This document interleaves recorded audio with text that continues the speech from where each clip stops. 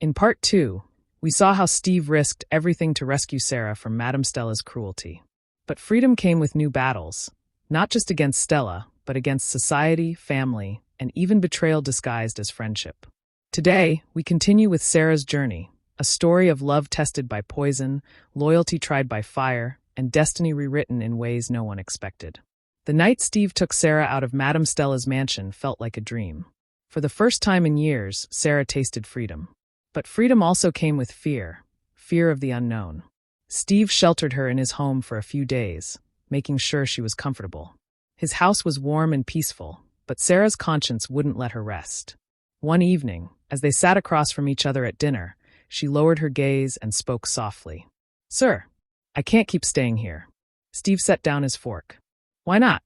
You're safe here." "My parents wouldn't like it," she replied, voice steady but gentle.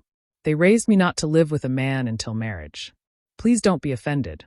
I want to do what is right." He studied her for a long moment, then nodded. "I'm not offended. I respect you. If this is what you want, I'll make it happen.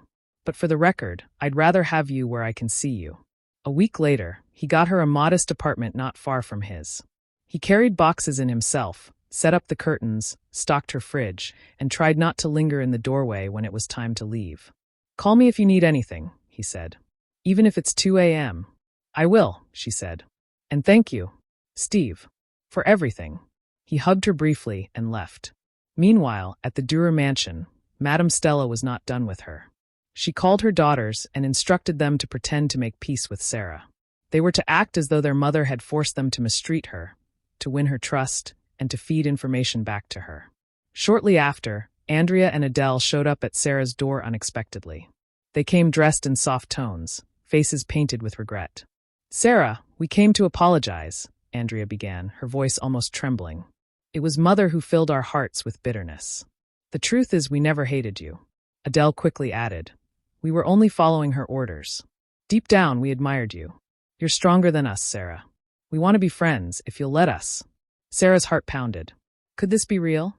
She wanted to believe them. Their smiles seemed genuine, their words tender.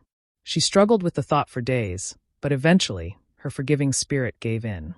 Against Steve's warnings, she let them back into her life. Steve didn't like it. "Sarah, people don't change overnight," he told her firmly. "I know," she replied gently. "But everyone deserves a second chance. You gave me mine, remember?" Steve said nothing more. He didn't want to appear controlling, so he let her choose.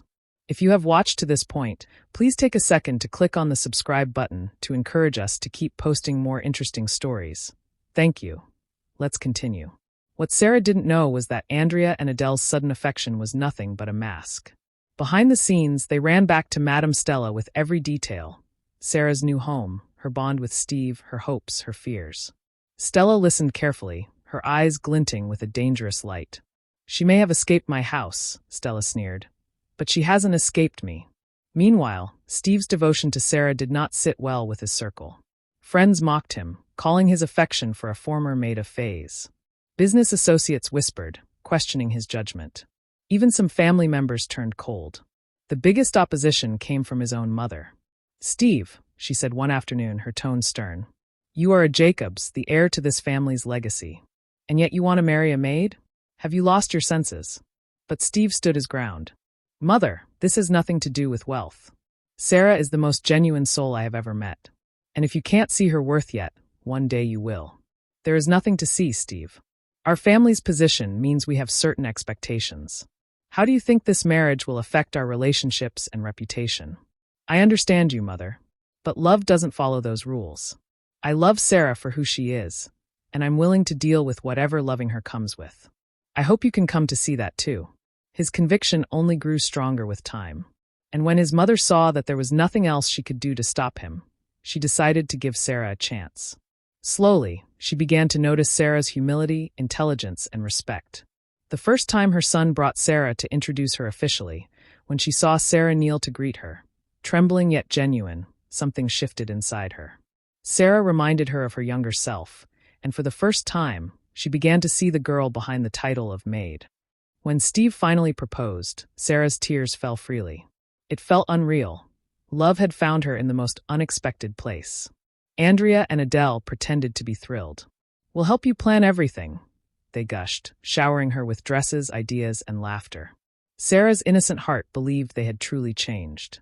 But behind closed doors, Stella tightened her grip. This wedding must never happen, she hissed. So together, they hatched a plan. During Sarah's bridal shower, they would slip poison into her drink. At the bridal shower, laughter and music filled the room. Sarah, glowing with joy, sat surrounded by friends who cheered her on. Andrea approached with a glass, smiling sweetly. To the bride-to-be, she said, raising the drink. Sarah, unsuspecting, accepted it and took a long sip. A while later, in the middle of the party, Sarah clutched her stomach. A sharp pain tore through her body, her vision blurred, and she collapsed. Screams erupted as chaos filled the room. "Call an ambulance," a bridesmaid shouted. Within minutes, Sarah was rushed to the hospital. Doctors worked frantically. Steve paced the corridor, fists clenched, whispering desperate prayers. Hours felt like years until finally, a doctor emerged. "She's alive, but it was close. The poison almost killed her. She's strong, that's what saved her." Steve broke down in tears of relief. Sarah had survived. News spread quickly. The attempted murder at the bridal shower became a scandal. Steve left no stone unturned to find out the truth, and soon, evidence surfaced. All fingers pointed back to Madam Stella and her daughters. They were arrested. Chief Duru was furious and disappointed. "Stella, this is a young lady who served you diligently for years, and you tried to take her life? You and your daughters have disgraced me." Stella tried to speak, but the shame was unbearable. For the first time, her reign of pride and cruelty crumbled. Chief bailed his daughters, but left Stella to face the full wrath of the law. When Sarah was discharged, she was weaker but alive. Steve did not leave her side until she was fully back on her feet. And then he made a decision. "Sarah," he said softly one evening at her bedside, "let's not give them another chance to hurt us. I want to marry you now. Small, quiet, just us. What matters is you and me." Tears welled in Sarah's eyes. "Yes, Steve. Yes, let's do it." So, in a simple ceremony attended by a handful of close friends and Steve's supportive mother, they became husband and wife. No extravagance. No crowd. Just vows sealed in love. But Steve wasn't done. He wanted to protect her completely, to give her a new start far away from Stella's shadows. "My father opened a branch in America a few years back," he told her. "They've been asking me to take over. I didn't want to leave before, but I think it's time. We'll leave here, Sarah. You deserve a fresh beginning." Sarah gasped. "America? Yes. With me. A new country, a new life, just us." And so, a few days later, hand in hand, they boarded a plane to the United States. As Sarah looked out of the window, watching the land fade beneath the clouds, she felt a mix of fear and hope. But one thing was certain, she wasn't that broken maid anymore. She was Sarah Jacobs, a survivor, a wife, a woman stepping boldly into a new destiny. Life has a way of testing the strongest hearts, but sometimes love becomes the shield that saves us. Sarah's story reminds us that no matter where you begin, your ending can be different, if you have the courage to hold on and believe. What about you? Do you believe true love can defy all odds? Share your thoughts in the comments, and don't forget to like, share, and subscribe for more powerful stories like this.